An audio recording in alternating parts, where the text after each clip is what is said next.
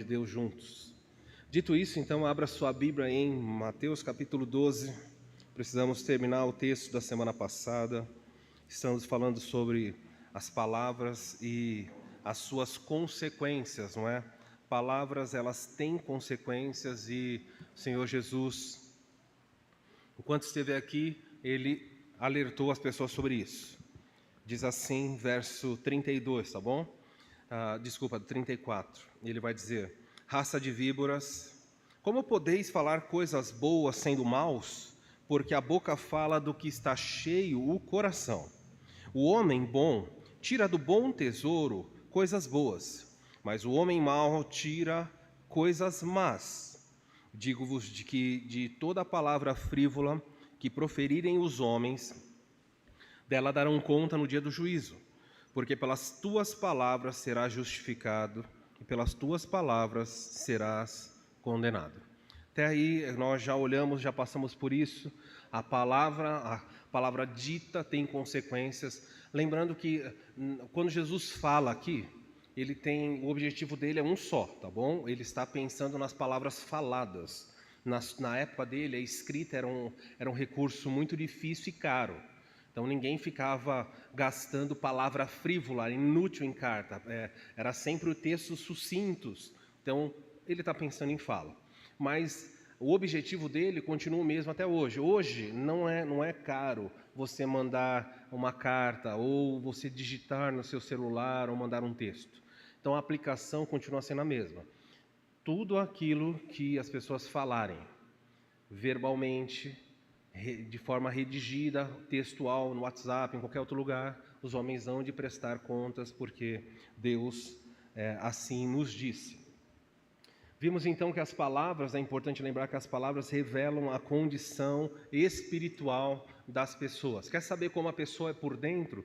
Feche os olhos e escute o linguajar, a fala.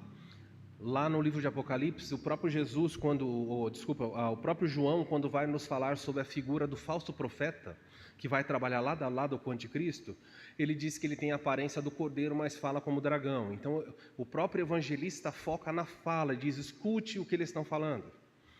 Em outros lugares, Jesus revela aqui, em outros textos, vai falar que a boca fala daquilo que está lá dentro, o coração se enche. Então, se a pessoa fala palavrão, se a pessoa é murmuradora, maldicente, se a pessoa ela é uma pessoa acusadora, o coração está cheio, você não pode esconder. As pessoas conseguem camuflar durante um tempo, mas aquilo certamente vem à tona. E dito isso, então Jesus comparou o interior, as pessoas a três situações, a árvore e o seu fruto. Ele diz: a árvore boa dá fruto bom, e é assim que o crente tem que ser. Hoje pela manhã nós estávamos aqui conversando com os que vieram na escola bíblica dominical e olhamos a parábola do semeador em Mateus capítulo, nós estamos no 12, não precisa ler agora não, mas o texto é o seguinte, em Mateus capítulo 13. E aí então nós vimos os frutos. Jesus falou que a semente que cai num coração preparado para receber um solo adequado produz muitos frutos. Crentes são pessoas que produzem frutos adequados. A pergunta hoje pela manhã foi: como eu identifico, como é que eu posso ter certeza de que eu sou salvo? E nós rapidamente olhamos mais do que nós chamamos de indícios, né? Uma série de indícios, quando juntos eles formam uma prova. Então o indício é frequentar a igreja constantemente, assiduamente, ter o desejo de estar com os irmãos. Segundo lugar, o crente, o salvo, ele produz fruto. Ele pode produzir 10, 20 ou 100, não sei, mas ele produz. O crente não pode ser alguém estéril. Terceiro lugar, o crente é alguém que é disciplinado por Deus quando o crente erra. Se ele tropeçar, se ele fracassar, ele vai sendo por Deus responsabilidade corrigido aqui. Não dá para um crente andar por aí fazendo coisa errada e Deus não faz nada. Isso não é sinal. Vimos que um crente é alguém que persevera na fé. Então os anos vão passar e o crente persevera. Nessa igreja, em outra igreja, não importa. Na igreja de Cristo espalhada pelo mundo, o crente nunca é alguém que fala: já cansei. Se você encontrar alguém, a pessoa fala: eu sou um ex-crente, você já sabe que ela não está perseverando. É isso que eu quero que você entenda. Não existe ex-crente. Só existe crente desviado ou incrédulo que frequentou a igreja em algum momento da vida. E a última marca que nós olhamos foi... acabei invertendo a ordem aqui, falei sobre comunhão, disciplina, fruto, o que mais? Quem veio pela manhã? Perseverar, e o último era o ensino, isso mesmo. Uma das evidências maiores de conversão é se você entende. Jesus falou, os discípulos perguntaram, por que o Senhor fala em parábola? Eu falo em parábola para que as pessoas não entendam. Porque a vós outros é dado conhecer o reino dos céus, mas aos outros não. Então Deus tem um interesse muito específico em que os crentes ouçam a palavra de Deus e entendam. Aliás, é por isso que você se converteu. Sabe por que você é um salvo, se você é? É porque um dia você ouviu o chamado de Deus, entendeu o chamado e agiu positivamente, ou reagiu a esse chamado. Sabe por que as pessoas por aí não se convertem? Elas não entendem, elas não reconhecem a voz. Jesus falou, as minhas ovelhas ouvem a minha voz, elas vão compreender. Então você tem que olhar quais são as marcas que estão na sua vida. E nesse texto, Jesus também está falando, a árvore produz bom fruto, não pode alguém que é uma serpente, uma víbora, falar coisas boas, porque vai sair lá de dentro veneno, não tem como ser o contrário. E ele chama o coração humano de tesouro. Você enche o coração, você enriquece a sua vida através dos seus ouvidos e dos seus olhos. Então o que você lê, enche o seu coração de coisas. O que você escuta, enche o seu coração de coisas. Então o coração ele é cheio pelo ouvido e pelos olhos. E o coração é externado pela boca. E hoje, certamente, pelos dedos. Então, o que você fala, o que você digita, mostra o que entrou. Tá bom? Eu sei se alguém está tendo uma vida imoral. Eu sei que a pessoa está assistindo coisas que não deve. Eu sei que a pessoa está num contexto irregular de vida. Como? Basta ver o que ela fala. A pessoa só fala assuntos imorais, você sabe que lá dentro tem coisas imorais. Como entrou? Ela está vendo e ouvindo. Um adolescente, um jovem, o seu filho, um conhecido, um sobrinho, chega em casa falando palavrão. Você pensa, olha, na minha casa nós não falamos palavrão. Da onde veio isso? Entrou como? Na escola, ele viu e ouviu alguém falando. E aquilo entrou. E aquilo foi sendo guardado. Como ele está toda hora naquele contexto, todo mundo fala palavrão na escola. Chega uma hora que o coração está cheio e o coração transborda. Cuidado aí, o coração revela. Vimos que as pessoas prestarão contas das suas palavras, e aí nós paramos aqui nesse aspecto, onde nós mencionamos as desculpas, não é? As muitas desculpas das pessoas. Pastor, eu falo assim porque eu sou uma pessoa muito sincera. Pastor, eu postei isso porque eu sou autêntico, eu tenho que falar, porque se eu ficar guardando me faz mal. E as pessoas vão dando desculpas. Pastor, eu sou descendente de italiano, português, enfim, espanhol, eu sou muito brincalhão, eu falei aquilo, mas não era verdade, a pessoa se ofendeu, mas eu só estava brincando. Olha, o que eu conheço de pessoas, que você já ouviu alguém falar assim, que é brincando que se diz o quê? Já ouviram esse ditado? De onde veio isso? É brincando que se diz as verdades. Então a pessoa está sorrindo e ela vai lá e fala o que de outra forma ela não teria. Em vez de parar a pessoa, fala, vem aqui, deixa eu falar para você uma coisa. Isso aqui que você falou eu não gostei. Se uma pessoa está colocando você, ouça bem, se um dia você estiver em uma situação com crente ou incrédulo, e a fala da pessoa, a postura da pessoa está colocando você numa situação desconfortável, não fique rindo, não fique brincando, achando, não é comigo, me fiz de não entendido. Não, nada disso. Chama a pessoa e fala, isso que você está falando não me agrada. Eu acho que nós deveríamos mudar essa conversa. Você não acha que está sendo inconveniente? Aí o constrangimento que está em você passa para quem? Para a pessoa. Faça com que ela fique constrangida e recue. Com educação. Mas não fica, a pessoa sempre está zombando de mim, está tirando sarro disso, daquilo, você vai levando. Não, com educação, chama a pessoa e para. Não diga a verdade brincando. Eu falei brincando. Não, para com isso. Por fim, eu mencionei que os irmãos têm que fugir a todo custo de palavras vulgares, e eu falei um alerta, algo que tem me incomodado muito nos últimos tempos. O crente é alguém que tem que procurar eufemismo, ele tem que abrandar. Ele precisa buscar sinônimos. Se ele precisar falar uma coisa que é inadequada, inconveniente, não estou nem falando imoral. Imoral não tem sinônimo, você joga fora. Mas você tem que falar uma coisa que não é legal, destoa. Então você vai procurar uma palavra, um eufemismo para aquilo muito, muito, muito brando, para tornar aquilo uma forma que você possa expressar. Ah, pastor, eu não achei um eufemismo. Então você não abre a boca e não fala. Bem simples, não tem problema. Terminei falando para os irmãos também que o linguajar das pessoas tem que ser um linguajar elevado. O crente tem que ter uma postura, uma boca que demonstre quem ele é. Se ele critica todo mundo, ele é arrogante. Se ele fica falando de como ele é bom, ele é narcisista. Se ele fica se exibindo, olha como eu faço, eu sou melhor, meu temperamento é excelente, tudo isso revela. Se ele critica pessoas e se ele brinca com coisas que não deveria brincar, isso também é errado. E eu terminei, a última coisa aqui para retomarmos, eu falei para tomar cuidado com as figurinhas, as brincadeiras com o que é sagrado. É muito comum hoje as pessoas terem figurinhas de Jesus e ficarem mandando, e Jesus de óculos, Jesus de bicicleta, e tirinhas de Jesus pulando e se divertindo. Parem com isso. Parem com isso. O Senhor é santo.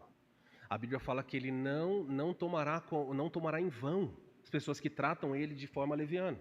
Se o nome dele é santo, nós não sabemos como é a fisionomia dele, mas brincar com ele, ficar fazendo sátira com ele, é errado também.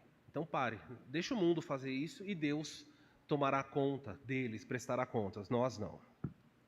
Por fim, eu queria mencionar, então, seguindo adiante, onde nós paramos. Jesus falou que nós lidaremos com 2 tipos de palavra. Ele punirá as palavras ofensivas, que são as que atacam, que aí tem relacionado à víbora e o tesouro do coração, e as palavras inúteis, são as palavras que não edificam ninguém. A pessoa fala, pastor, eu não ataco ninguém, mas você também não edifica.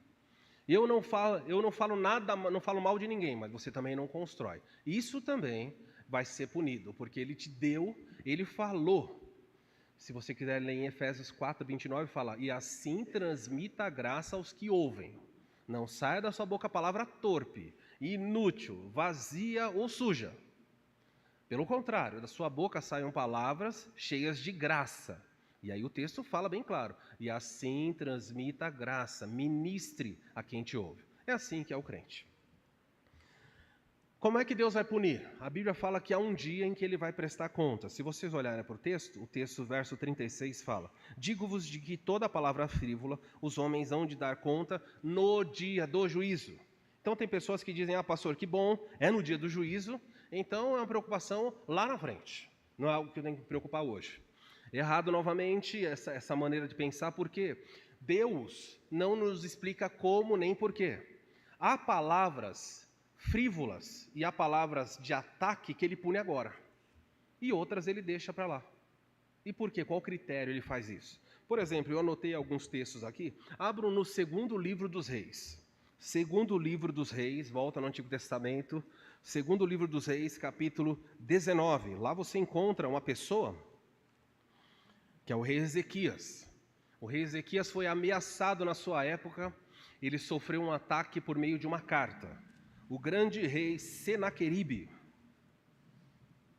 que era rei dos assírios, ele então fez uma ameaça muito cruel, muito forte contra o rei Ezequias. Olha o que diz o verso 10. É a ordem do rei, tá bom? Depois você pode ler todo o capítulo, eu não tenho tempo de lidar agora. Assim falareis a Ezequias, rei de Judá. Não te engane, olha o que o rei Senaqueribe mandou dizer. Não te engane o teu Deus em quem confias, dizendo, Jerusalém não será entregue nas mãos do rei da Síria. Ele manda uma carta, então aqui eles tinham um emissário que ia levar uma carta e iria falar para Ezequias. Entregar a carta para Ezequias, quando Ezequias abriu a carta, é o que estava escrito. Não te enganes, não deixe você pensar que o Deus de Israel pode livrar você das minhas mãos. E ele continua. Já tens ouvido, verso 11, o que fizeram os reis da Assíria a todas as terras e como destruíram totalmente. E crês tu que te livrarás?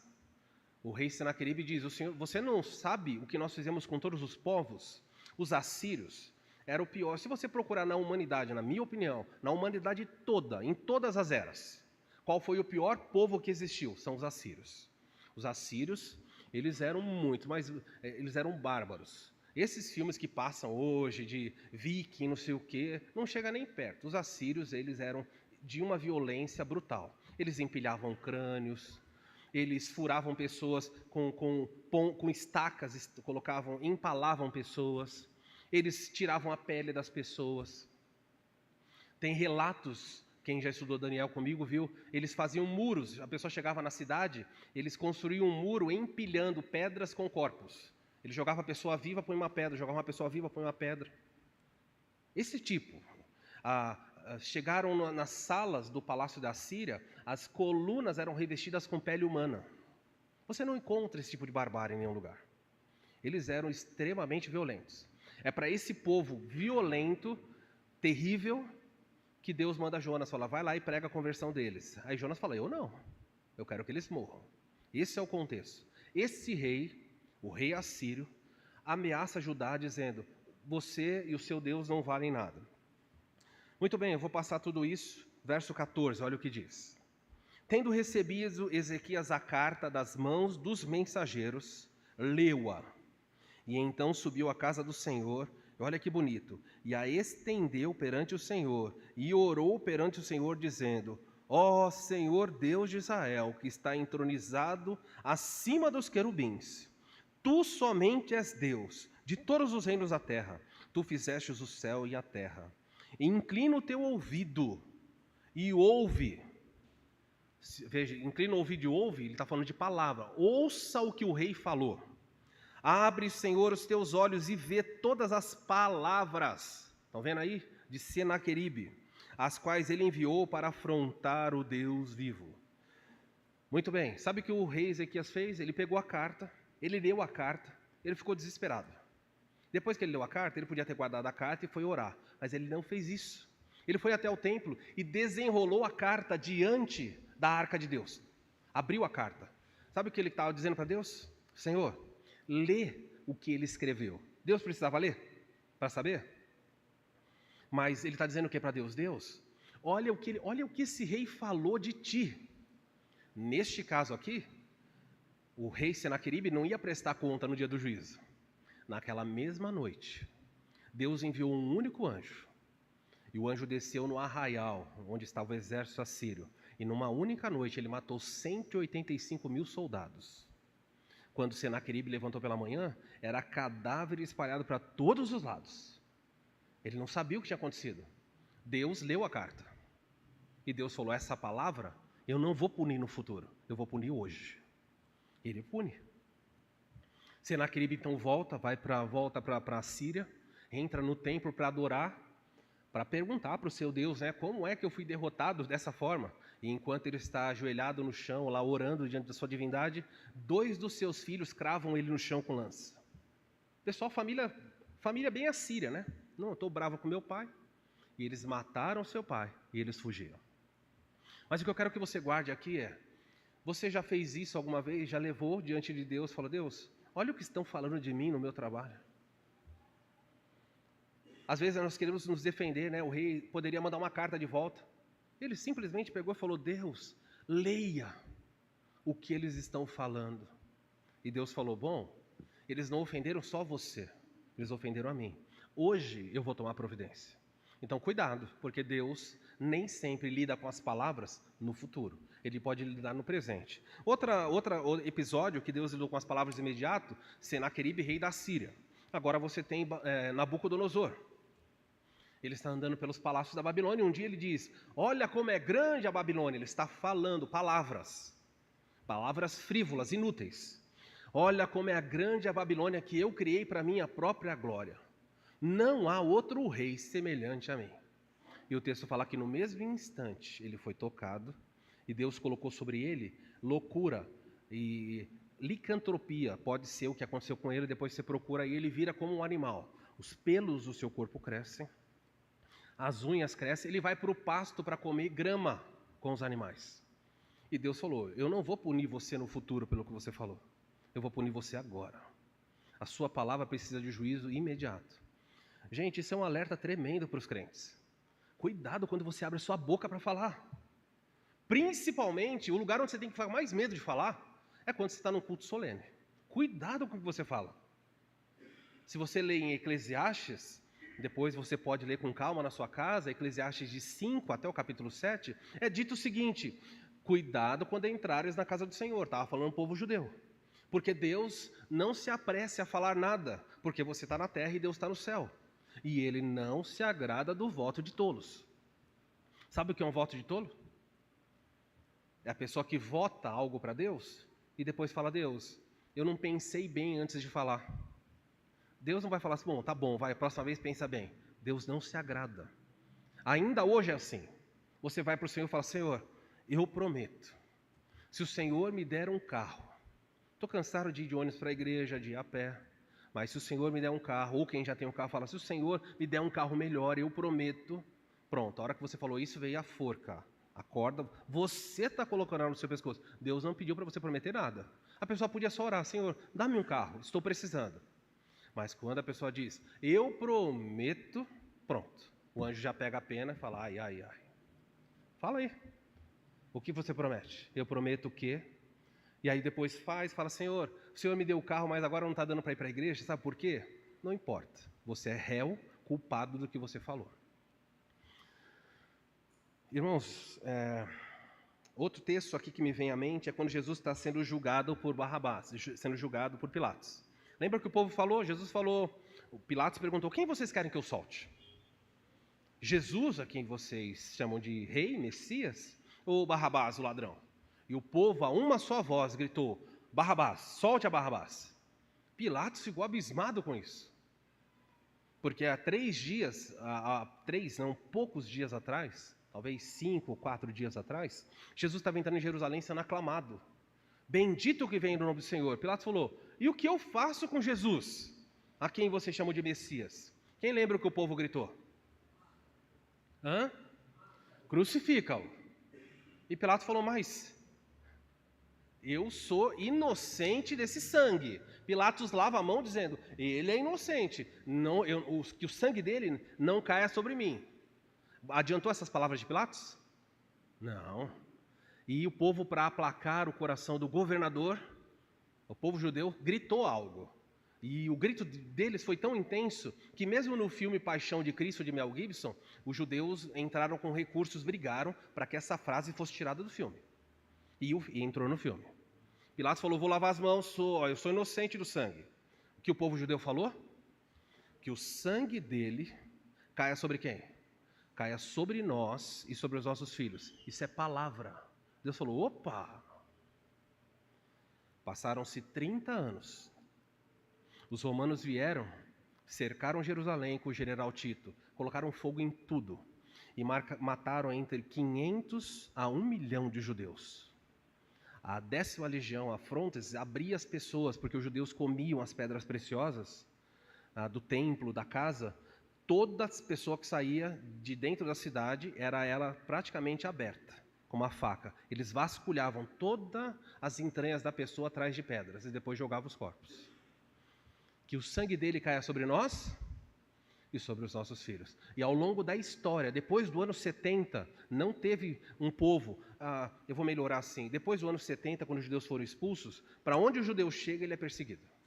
Onde ele vai, qualquer lugar do mundo, ele quer ficar tranquilo, a perseguição vem. Porque o sangue de um inocente, eles disseram, caia sobre nós. E não sobre nós também, sobre a nossa descendência, que os nossos filhos paguem pelo sangue dele. Tem palavras que Deus julga agora. Tem palavras que Ele vai julgar no futuro. E não é só palavras, às vezes tem a ver com tons. Pode ser que as pessoas usem palavras boas, talvez na sua casa.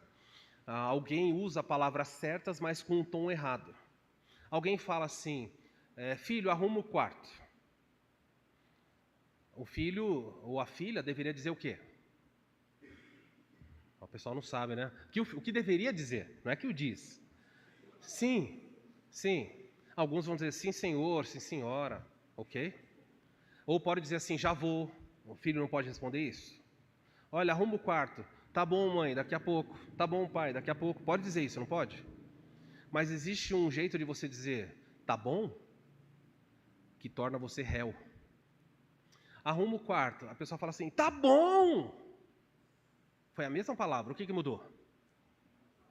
Mudou o tom. A motivação do coração apareceu. Aí alguém corre lá, o que você falou?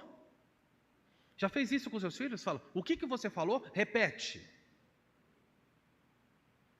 Ele fala, não falei nada, eu não falei que vou.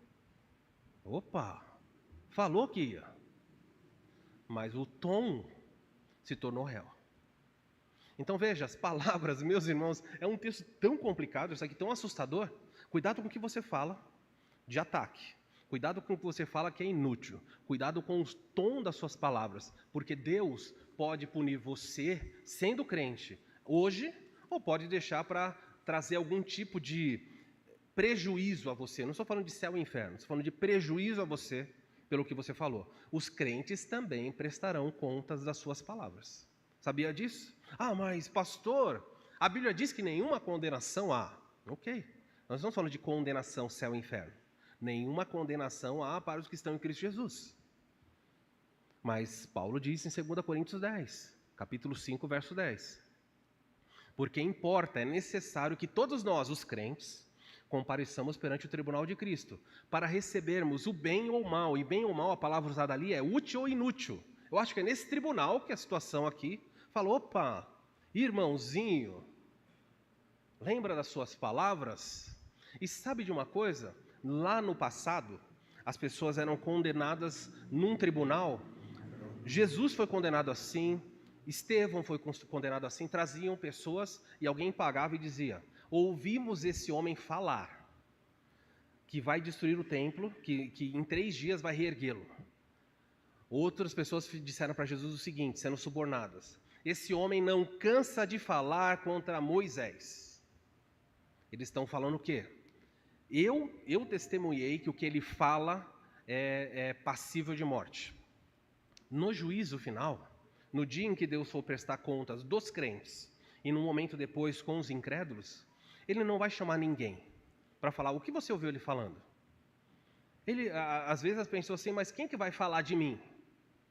Quem vai me condenar? Quem será a testemunha que vai falar? Eu lembro que você falou, Deus, eu vi ele falando. Olha para o texto. Pode voltar, desculpe, volte para Mateus. Para terminarmos aí o último ponto, olha o que Jesus fala. Verso 37. Mateus, capítulo 12, versículo 37. É dito claramente assim. Porque pelas palavras dos outros será justificado, e pelo testemunho dos outros condenado. É assim que está na sua versão? Pela palavra de quem? Deus não vai chamar ninguém, é as suas palavras, você que falou. Ele só vai apresentar para você o que você mesmo disse. Você gosta de ficar usando palavras em vão, dizendo assim, meu Deus do céu, ai meu Deus, me dá paciência. Ai Deus. Você costuma brincar? Usar a palavra, o nome de Deus, que os judeus sequer tinham coragem de falar, como força de expressão? Irmãos, nós prestaremos contas. O escriba versado, ele tinha tanto temor do nome de Deus, que quando ele estava escrevendo, aparecia o nome de Deus, ele colocava a pena na tinta, ele saía, se banhava num banho cerimonial rápido e voltava para escrever o nome de Deus. Se na linha de baixo tivesse o nome de Deus de novo, punha a pena. Eles tinham medo daquelas 4 palavrinhas, aquelas 4 letrinhas do nome de Deus. Então eles mudavam para Elohim, para Adonai. Mas os evangélicos de hoje falam de Deus como se estivesse falando de um amigo da escola. Até pior, tiram sarro. Meu Deus do céu, eu nem acredito. É força de expressão. E você acha que ninguém, Deus está achando normal. E se eu pegasse o seu nome? A partir de agora, eu escolhesse o seu nome aqui, vou pegar o Francisco que está ali. Eu começar, Francisco do céu. Ai, Francisco que me perdoe. Depois que eu falar umas 3 vezes, ele falou, para de falar meu nome, está chato. Se uma pessoa se ofende, por que nós achamos que podemos brincar com o nome de Deus e falar à vontade? Então tome muito cuidado. Toma muito cuidado. Queridos, a última parte diz que pelas tuas palavras você será justificado e pelas tuas palavras serás condenado. O perigo de uma mensagem como essa é criar dentro da igreja dois tipos de situação. Primeiro é levantar um grupo de legalistas, que a partir de agora vão fiscalizar tudo. Alguém falou Deus, eu acabei de ouvir. Repete aí, eu estou anotando aqui também. Ou vão começar a fazer print do Instagram, das páginas sociais, e mandar tudo para o pastor aqui, ó o nome de Deus como tá. E aí as pessoas começam a ser legalistas. Eu falo menos que você fala bastante. Ou vamos criar então um grupo dos desanimados, que vão olhar para a sua própria vida e falar: Deus, ou pastor, eu estou condenado. Eu faço todas essas coisas que você está falando, a maioria delas eu faço. Eu satirizo pessoas, eu me explodo, eu xingo. Na minha casa, eu falo com violência contra meu marido, contra minha esposa. Eu grito com os meus filhos, que eu até fico com medo depois de como eu gritei. E então o diabo vai soprar no seu coração dizendo assim, ó: saia por aquela porta e não volte mais. Você ouviu? O pastor está dizendo para você que você é uma árvore que produz fruto ruim. E uma árvore que produz fruto ruim não tem esperança. Então, legalistas e desanimados. Mas eu queria que você olhasse para a palavra de Deus com a graça que Ele oferece. Quando os meus pais se mudaram na última casa que eles moraram, eles decidiram no fundo da casa fazer uma pequena horta. E começavam a plantar algumas árvores. Então começaram a plantar acerola, plantar jabuticaba. Minha mãe inclusive ficava brava porque os passarinhos vinham comer jabuticaba e ela não se opunha ao passarinho comer jabuticaba. Mas sabe o que o passarinho fazia? Ele furava um fruto, ele não comia aquele fruto todo, ele só furava esse, ia por debaixo, furava o outro. Minha mãe ficava brava e falava: mas espera aí, come um só. Eu falei: você acha que o passarinho vai entender? Ele furava, o fruto estragava e não adiantava. Então foi plantando acerola, o que mais tem lá, Maurício? Limão. Como? Limão, mexerica, foi fazendo, colocando lá. Mas quando a árvore começou a crescer, queridos, e ela começou a primeira leva de limãos, os limãos saíram pequenininhos. O limão ruim. O limão, você fala: não, isso aqui passa agora, corta isso aqui imediatamente, porque não é possível uma árvore dar fruto tão ruim assim. Mas com o passar do tempo, tirava o fruto ruim, nascia outro, melhorava, meu pai regava, meu pai adubava, o fruto melhorava, até que começou a dar um limão bonito, um limão gostoso de fazer suco. As acerolas, que antes eram um sabor não tão bom, começaram a ficar mais doces, mais agradáveis. Deixa eu dizer para você que está sentado aqui, que talvez seja desanimado com a sua vida, dizendo: olha, pastor, tudo isso que falou de palavra se aplica à minha vida. Deus ainda tem solução para a sua vida. O que Ele quer é que constantemente os frutos vão melhorando, dia após dia. Que você vá a Ele e fala: Senhor, limpa-me desses frutos. Esses frutos que eu estou produzindo não são frutos que estão trazendo glória ao Teu nome, bênção para a igreja. Senhor, arranca tudo, tira tudo. E se você fizer isso, na graça de Deus, falar: Senhor, me transforma, mude-me. Dá-me um coração semelhante ao do Teu Filho que Ele andou aqui. Um coração disposto a obedecer. Um coração disposto a cumprir o Seu querer. Lembra dessa música? Ensina-me a amar os meus irmãos, a olhar para eles com os Teus olhos, a perdoar com o Teu perdão. Senhor, enche-me do Teu Espírito, endireita os meus caminhos, ó Deus. Muda o meu coração. Porque se Deus fizer isso, os frutos vão se tornando melhor. As primeiras pessoas a perceber que o fruto mudou são as pessoas da sua casa. A sua esposa vai olhar para você e vai falar assim: o fruto mudou. E você vai falar para sua esposa, se isso acontecer, claro, você percebe e fala assim: nossa, antes tinha tanta briga aqui em casa, mas algo está acontecendo. Os pais que têm filhos aqui vão perceber a conversão na prática, não é no discurso. Vão ver o filho ou a filha arrumando as coisas por vontade própria, ou quando esquecem, por um simples apontamento vão corrigir. Não tem que ficar mandando fazer A ou B. Uma coisa vira na cabeça, que é o coração das pessoas. E a pessoa entende: eu faço parte de uma família, eu vou ajudar a lavar a louça. não só quando mandarem, ou se eu preciso de uma escala. Eu vou ajudar a cortar a grama, não só quando mandam, ou lavar o carro, ou estender a roupa. Eu não vou sair batendo o pé ou murmurando porque eu fiquei sem poder jogar videogame, ou sem mexer no celular, ou porque eu não pude fazer a viagem ou comer aquela comida. Tudo isso é uma transformação que só Deus dá. E os pais vão olhar e falar assim: o fruto na vida do meu filho mudou. Por isso a palavra de Deus é a única esperança. Uma vez eu ouvi a história do reverendo Augusto Nicodemos. Todos conhecem, um homem de Deus. Ele se converteu aos 17 anos de idade e depois ele se desviou, foi para o mundo. E ficou no mundo muitos anos. Ele conta que com 22 anos de idade, então, a graça de Deus o chamou e ele voltou. Arrependido de ter fracassado, arrependido de ter tropeçado. E ele falou assim, é interessante, ele falou, pensa numa pessoa que a cada 5 palavras, 6 são palavrões. Ele falou, esse era eu. Eu falava palavrões. Mas eu voltei para Cristo e falei, Senhor, me ajuda a frutificar. Senhor, me transforma. E ele disse que pouco a pouco o Senhor trabalhou a vida dele. Ele não era pastor, nem imaginava ser. E hoje ele é um homem de Deus. O fruto lá atrás começou muito ruim. Mas o que Deus fez?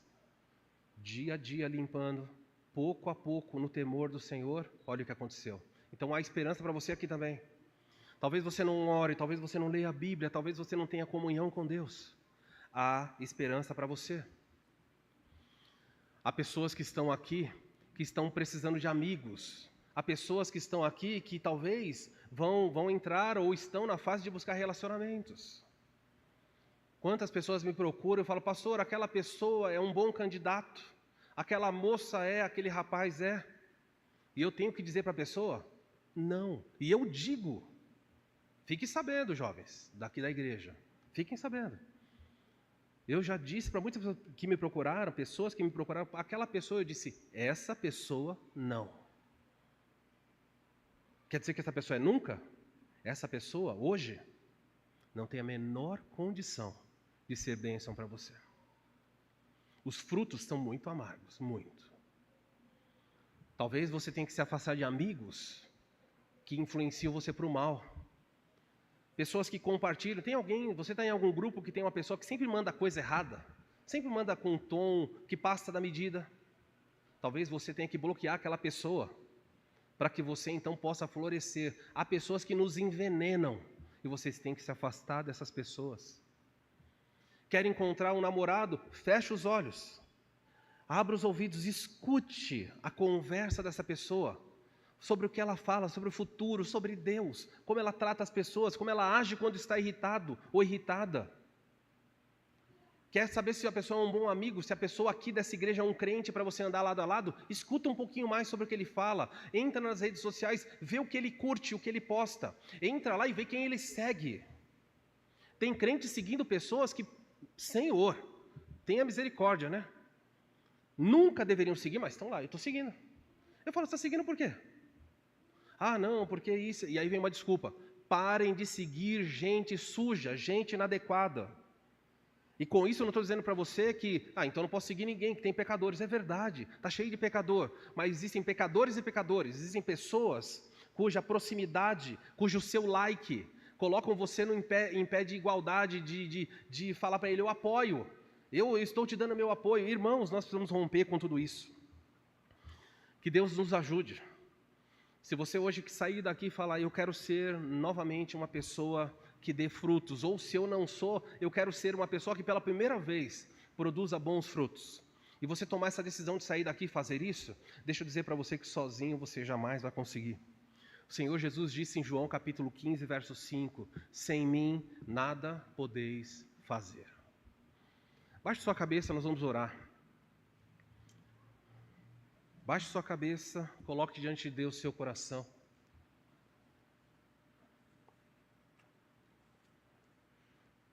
Suas palavras te condenam, suas palavras te absolvem,